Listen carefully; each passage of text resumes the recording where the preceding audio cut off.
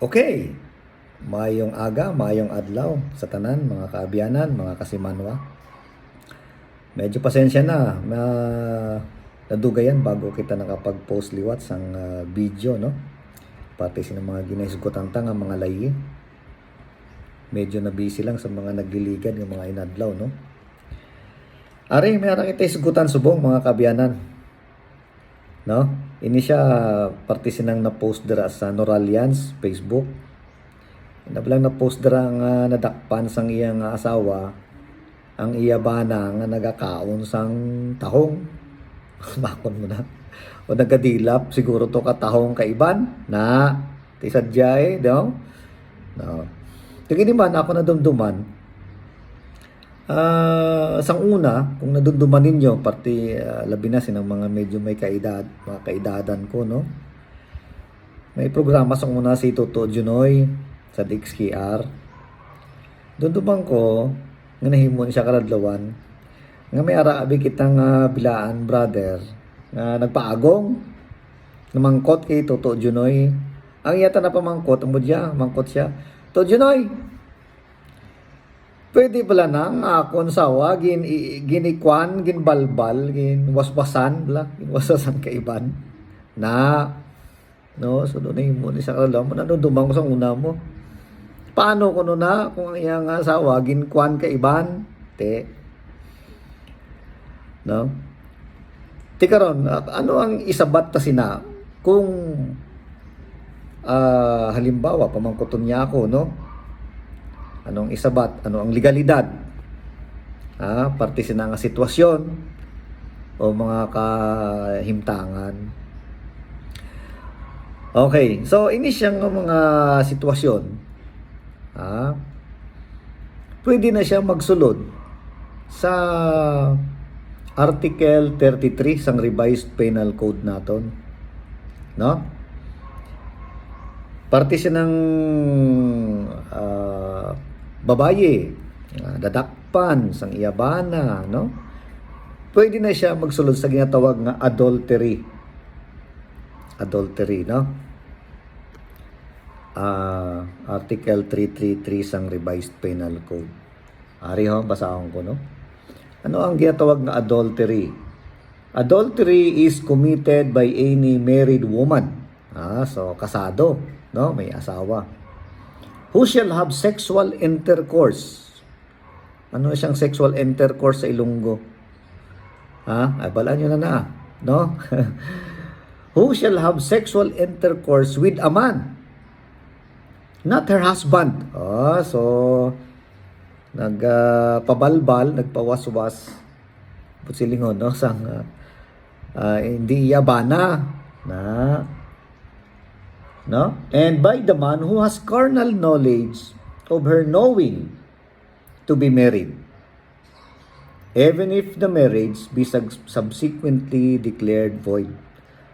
So, in short, ano ang mga elemento sini nagyatawag, no? Ano ang mga elemento sang adultery? Paano makasuhan sang adultery ang babayi? Una, ang babae kasado, married. Pangaduha, ang babae had sexual intercourse. Bala nyo na.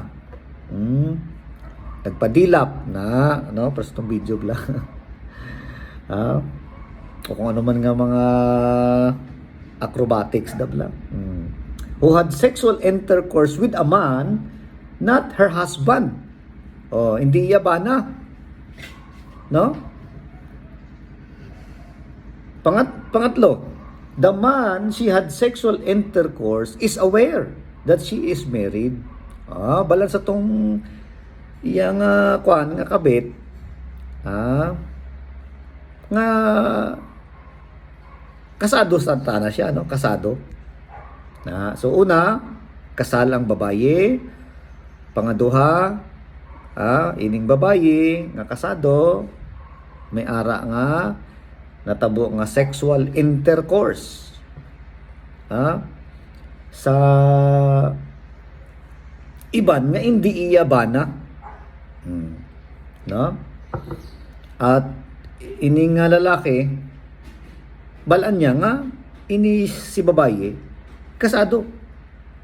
Na, no? So, amo na tawag nga adultery. Iti ko mamangkot ka mo, supos silingon, itong ginpamangkot sang aton nga Bilaan Brothers ang una kay Toto Junoy. So, pwede to siyang adultery.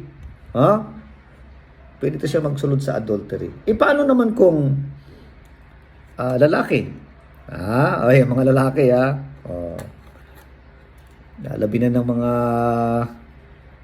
kilala ko da, mga amigo ko da, nga membro sang pala Lagaw Boys are mati ka mo. Okay. Sa mga lalaki naman, Article 334. 333 itong kaina, adultery, no? Adultery, 333. Ari naman, Article 334. Sang aton nga revised penal code. Ang ginatawag sa mga lalaki naman, concubinage. Concubinage naman, no? Concubinage. Okay, so paano ni siya makommit sang mga lalaki? Are, mati ka mo. Concubinage may be committed in either of the following ways. So, kadamo. Tatlo. Actually, tatlo, no? Kita mo yung sa babae, ano lang, sexual intercourse. Prove mo lang nga sex, natabo. Kung anong mga klase nga sexual intercourse na. So, adultery. Sa lalaki, concubinage. Okay. Una, pwede makasuhan ang lalaki sa concubinage kung basahan ko by keeping a mistress in the conjugal dwelling. Mistress, ano na sa aton? Kirida. Ang iyang nga kirida. Gindalan niya sa balay niya. Keeping a mistress, ginbahay. Tawag sa Tagalog, ginbahay. Doon sa conjugal dwelling. Makumuti mo na. Daramuti mo itong imo kirida to sa balay niyo. No? Concubinage na sa. Pangadwa, by having sexual intercourse under scandalous circumstances. So pangadwa nga pwedeng mapasakaan sang kaso nga concubinage ang lalaki, no? Kung may ara nga ginatawag nga sexual intercourse under scandalous circumstance. Nakita niyo yung diferensya? Sa babae, sexual intercourse lang. Kung sa lalaki, may dugtong pa. Sexual intercourse under scandalous circumstance. Tingala nga, no? Nga paglalaki, under scandalous circumstance, subot silingon na, kung medyo wala naman may na-iskandalo nga ibang nga tao, pero may ara sila nga sexual intercourse, hindi concubinage. Makon mo na, no? Ay, sabton na karon na. May yaran na siya nga interesting nga debate, no? Nga issue, no? Pangatlo, by cohabiting with such woman in any other place. Cohabiting. Butsilingon, ni si lalaki nga may asawa, may ara siya nga kirida doon sa iban nga lugar. Kag dito sa iban nga lugar, ginapakita nila o siguro ginapakilala nila, ginamuestra nila nga sila mag-asawa no, cohabiting. Okay? Mga pila ka adlaw, pila ka bulan, no, tuig, no. So dito nga sa iban nga lugar, no, gina-introduce nila ang ilang mga kaugalingon nga sila mag-asawa, na. So dito pwede na makasuhan sang concubinage ang lalaki. So tatlo, no? Una, by keeping a mistress in the conjugal dwelling. Sino man na yan ng laking magdarata na krida to sa andang conjugal, no? Andang conjugal house, no? Balay, isang iyang tuod nga asawa. Ay di pakdulang ka tudo, di ba? Ba't ara na din? Keeping a mistress in the conjugal dwelling. Pangadwa, kung may ara sila nga sexual intercourse under scandalous circumstance, no? Importante ito. Under scandalous circumstance. With a woman who is not his wife. Muna hindi niya asawa.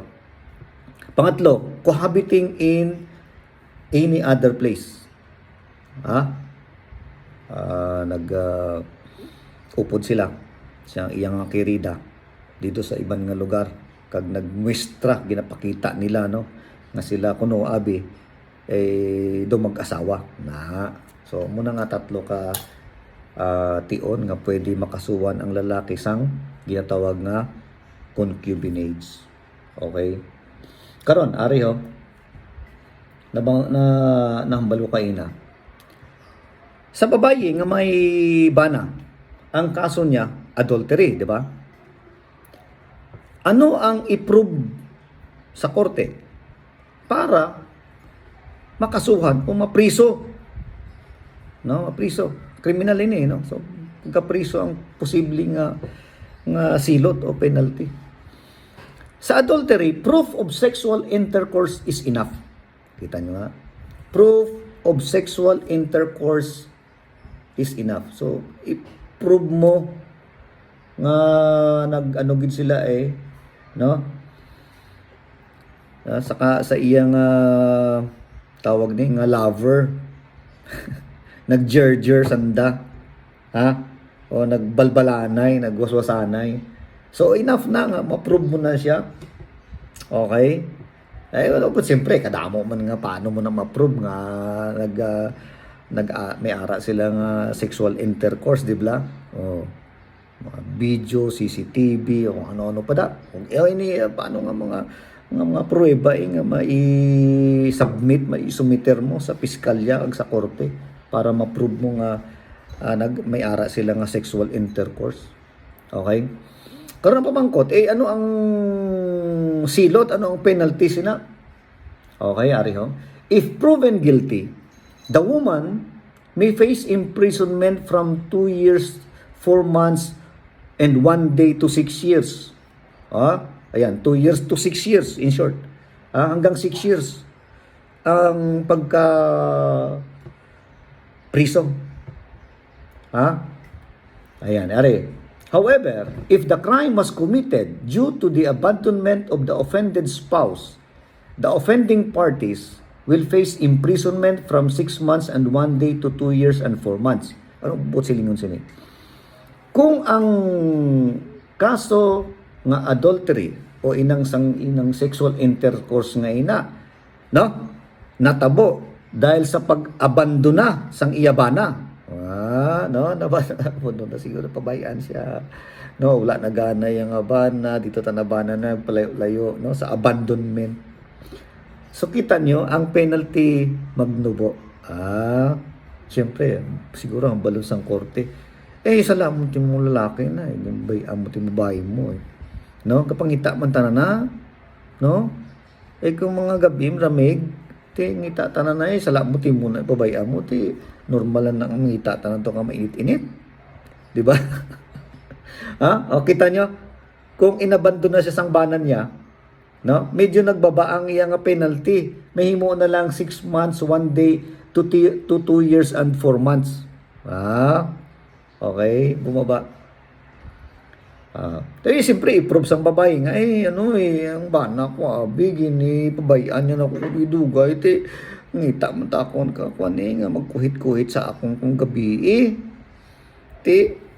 salamat tananan na nga pabayaan ko to, anon ko na ako na, dibla? Ngita man tawag ka magkarado, siyempre, paano na ako malamro takon, diba? So pag na-prove niya nga inabandon na gali siya sang iyang bana, amo na nga na-commit niya na, no? Nakipag-sexual intercourse siya sa hindi iya bana, kita nyo, magnaba ang penalty. Hanggang ano na lang, 6 months and 1 day to 2 years and 4 months. Okay, paano kung ang bana, no? Naintindihan naman niyang asawa, patawad niya, no? Sige, okay na. No? If the husband chooses to pardon his wife, the offending party will be absolved of the crime of adultery, and the offended party can no longer charge her. So, ibig sabihin, kung pinapasensya mo, paano mo na lang, no? So wala na, hindi na mag-prosper, no? Ang kaso, ma-dismiss na siya kung ma-prove pardon, no? Tanggap lang sang lalaki, no? Ang mga may arap ang jurisprudence, yung halimbawa na discover sang bana, no, nga nangangaliwa ang babae, tapos although nabalanan niya nga nangaliwa yung babae, pa sila, nag sexual intercourse sa layita, i-construe na siya nga nga pardon, no? So maging depensa pa sang babae nga ipatawad mo na ako, no? Amo na bala. Okay, so nasa ko kayo na ang maximum penalty sining adultery, no, ay 6 years maximum nga pagkapriso, 6 katuig, no? Ang pamangkot, sino mapriso? Di duwa sila, no? For both the guilty wife and her paramour. Silingon, itong babae, kag ang iyang kabit. So, ang posible nga pagkapriso sa ila, maximum sang 6 katuig. Okay? Are, sadya, are. Sa concubinage naman, sa mga lalaki, 4 years and 1 day lang. Tingala, nga muna siya torneho. 4 years and 1 day, maximum. No? While his concubine is given a separate penalty, which is dischero or banishment and not imprisonment. Ano po silingon? Ang concubine, yung kirida sang lalaki, hindi mapriso, ano penalty? Ang penalty niya, ginatawag nga dischero or in English, banishment. No? So, hindi mapriso. Ano ba ang dischero nga penalty? Article 87 sang Revised Penal Code. Any person sentenced to dischero shall not be permitted to enter the place or places designated in the sentence, nor within the radius therein specified, which shall be not more than 250 and not less than 25 kilometers from the place designated. No? So may lugar nga i-identify ang korte nga, oy, kirida, hindi ka magpalapit dira, no? Not more than 250 and not less than 25 kilometers. 25 kilometros. Sa limbawa, sa Barrio 1, no? Pag nabal sang korte, oy, kirida, hindi ka na magpalapit sa Barrio 1. Ha? Not more than 250 and not less than 25 kilometers. 25 kilometers away, hindi ka na magpropalapit. Ano kalayo na? Barrio 1, Barrio 2. Daw mo na garo kalayo, no? Hindi na pwede magpalapit na yung bayi, ang kirida. Amo na ang penalty sang kirida, dischero. Ang lakita na, mapriso, 4 years and 1 day maximum. Tingala ko, ang amo na yung torneo, daw lainaw. Ansat ang babae, pareha sila mapriso sang anang kuan nga kabit. Maximum ng 6 years. Ansat ang lalaki, kung nang babae, ang anang possible nga penalty lang 4 years and 1 day maximum. Kag ang kirida wala pa mapriso. Interesting, no? Amo niya istoryanta mo. Amo niya ining provision sang aton revised penal code. Kadugay na sini nga ginapetition sang mga cause-oriented groups, no, sa mga feminist groups nga dapat ibahon o baguhon ni siya nga medyo may hindi pantay, hindi equal nga hindi equal ang treatment sang babae kag lalaki sa ini nga layi, no. Gusto sang iban nga i-decriminalize na nga ito wala na nga, hindi na igawing krimen ang kaso nga concubinage or adultery, no? Or ang tawag nila sa iban nga nasod, sexual infidelity, no? So pila na lang ka mga bansa, no, ang naga-criminalize sini nga mga sitwasyon ining sexual infidelity. No, so damo ni siya kadugay na sini siya gina attempt nga i-revise, no, o i-amenda, no, kay bias daw sa mga babayi. Ang rason, no, are, ang rason nga mataas ang penalty sang kaso sa mga babae nga nag-cause sang nag-commit sang sexual infidelity. Ang rason lang nila, no, mabasa mo sa mga decision sang Supreme Court naton, kay ang posibilidad daw nga ang babae magkaanak, no, sa hindi niya bana, kag ini siya ma-introduce madala niya sa iya nga panimalay, no, nga hindi aware, di balance ang iya nga tunay nga bana. Amo na ang rason, no. So sa subong, no, damo ni siya galabi nga dapat decriminalize na ini siya nga kuan nga mga sitwasyon, no, ini concubinage kag adultery. Ha? So but so far, amo niyang layita subong. The law is the law, di ba? The law may be harsh, but it is still the law. So wala pa naman sang amenda, wala pa sang pagbabago, ini siya, no, applicable lang gyapon. Ha? Sama na siya, no? So sa mga babaye, adultery. Sa mga lalaki nga may asawa, no, kag nagturotisting pa, nagdilap-dilap sang mga tahong sang iban, no, ang posible nga ikaso concubinage. Ha? Ang penalty iba, no, magkaiba. Nabanggit ko na. Okay, so amo lang anay na, no, madamo gid nga salamat kag halong kamo permi sa mga kaabyanan ko da, mga kasimanwa sa akon mga kabatchmate, mga pinalangga, mga kabatchmate da sa Notre Dame ug Norala, mga golden boys, golden girls, no, halong gid kamo tanan, kag kabay pa nga permi kamo pagsik gapisik-pisik, di ba, pisik-pisik kamo permi, kag sa akon da mga tropa sa mga pala Lagaw boys, halong kamo, ha, balaan nyo na no, are. Sige, so mayong aga, mayong adlaw sa tanan. Madamo gid nga salamat.